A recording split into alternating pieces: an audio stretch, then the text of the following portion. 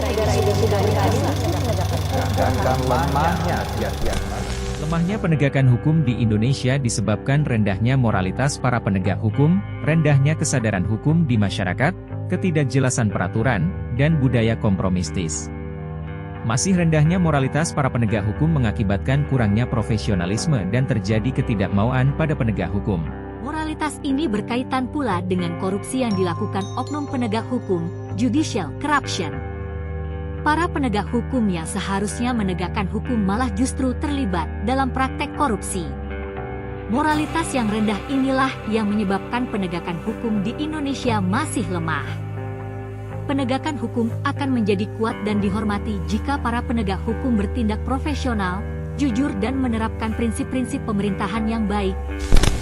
Selain itu terdapat dari penyebab kurangnya kesadaran di masyarakat dikarenakan kaidah hukum yang masih belum memperlihatkan perlindungan masyarakat.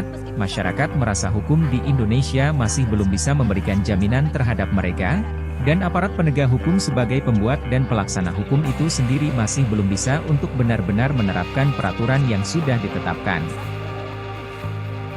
Usia 69 tahun tersebut divonis hukuman 64 hari hukuman penjara.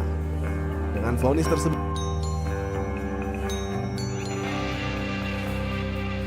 Pranoto.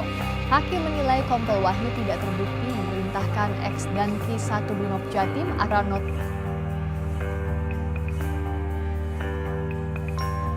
Sari Antang 4, tempatnya bekerja karena diduga mencuri 3 buah kakao.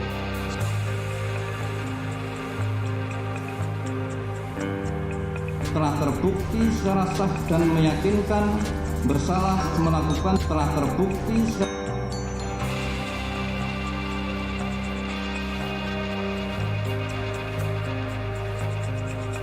Ketidakadilan dalam penegakan hukum di Indonesia masih menjadi masalah yang perlu diatasi.